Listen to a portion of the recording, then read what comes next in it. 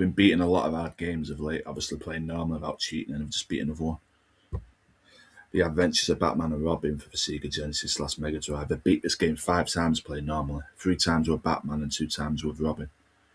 To be honest, I mean, you'd think the game would be easy with Batman, but it's about the same. I mean, they have the same moveset pretty much. The only difference is Robin's maybe a little bit quicker and he's smaller. That's the only difference.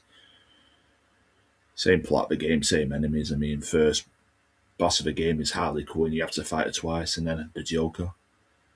Final boss of first level. That's the problem. There's only 4 stages, but there's acts, like, and it's quite a long game. The game would take even when you're good at it, like I am, it could take up about an hour and 10 minutes to beat.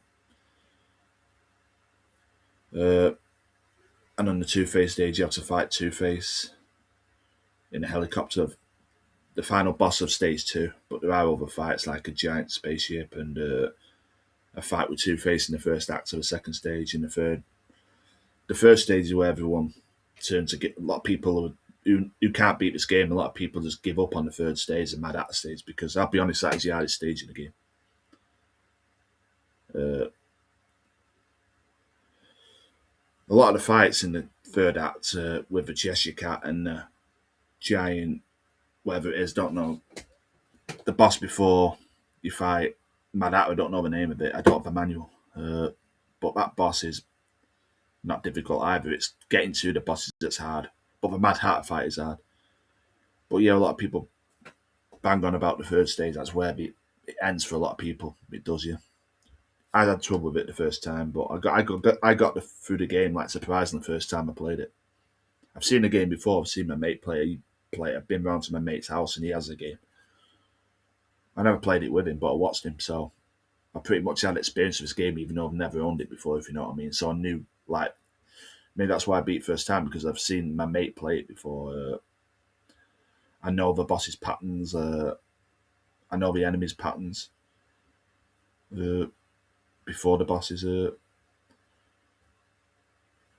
But yeah, the third stage where a lot of people don't know what they're doing is get a game over or give up, because the first stage where it doesn't really start getting hard to be there until stage 3.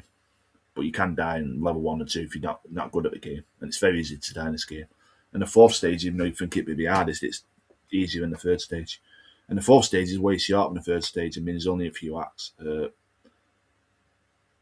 you fight Mr. Freeze and beat him. Mr. Freeze can be hard, but he's not as hard as a Mad Hatter. But in the Mr. Freeze stage, that's the only stage where you have one boss fight, kind of. The rest of them, you've got to fight a few bosses, as I just said. But yeah, the point is you control Batman or Robin. Up to you. There's not really any difference. I mean, like I just said earlier, I mean, you think it'd be easier with Batman, but it's not. It's pretty much the same moves, same bosses. There's no different, like, plot. It's like you pick a different character, it's the same bosses. Once you beat the game, the ending's great. I mean, you see Mr. Freeze holding, like, a thing with snow in his hand with Gotham City, and then you see Batman's head and face, and then the game just goes back to title screen all over again. The game's not great, but it's alright. I like the ending, to be honest, but I said that because a lot of people don't think, for beating this hard game, a lot of people saying the ending's just about under 1 minute long, which is just a joke. But I think it's a good ending. Not the best ending, but I like the ending. I mean, not great like Super, but I like the ending, if you know what I mean. But a lot of people who have beat the game like I have complained about the ending, saying it's too short for a game that's so hard. But yeah, what do I rate this game? Same as RoboCop versus Terminator. I'd give this game a 10 out of 10. Seriously, 10 out of 10. The game's great. I have fun with it. I beat it 5 times. Would I go for it again? Maybe.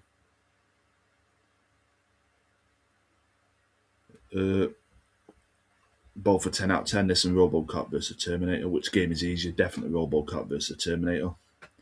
But they're both a 10 out of 10 for me. They're both fabulous games. And this is definitely out for all the Batman games on a Mega Drive. This is the hardest Batman game on a Mega Drive, no doubt. The second hardest would probably be Batman Forever. I'll review that later down the line when I buy that game and play it. I'm told it's an absolute terrible game. I've seen it. It's not a great game, but I'm going to buy that in the future. That's not my next game to play, but I'm going to buy Batman Forever.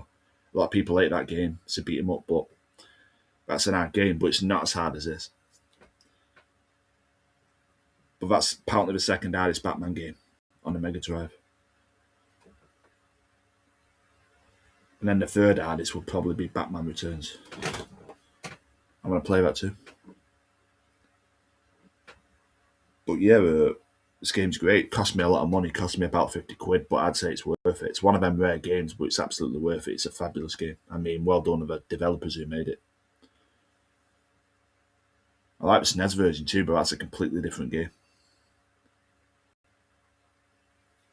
But yeah, I beat this game 5 times. 3 times a Batman, 2 times a Robin, playing normal without cheating. It's definitely an hard game. So, if you're not good at gaming, maybe you'd want to avoid this one. But if you're good at gaming like me, give it a shot.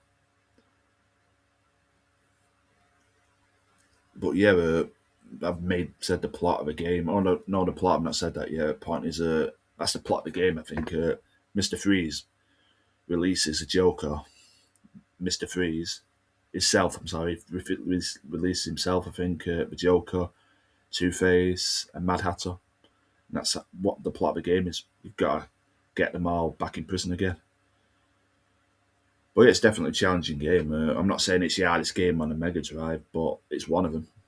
A lot of people seriously can't get through this game because of the difficulty. But like I said, I beat it first time probably because I've seen the game before. You know, I've watched people on YouTube beat it. I've watched my mate play it. My mate can beat it too. So I pretty much remembered how he beat it. I remembered the boss's patterns. I remembered the enemy's patterns. So that's why I did it first time. But I'll be honest, I had the hardest time beating it first time because, you know, it's my first time. And then 2, 3, 4, 5 wasn't bad. My fourth playthrough was the best, where through the whole game, I only lost 1 life. I'm not joking, I only lost 1 life. Where in the other playthroughs, I lost 1 continue. You get 6 continues in this game.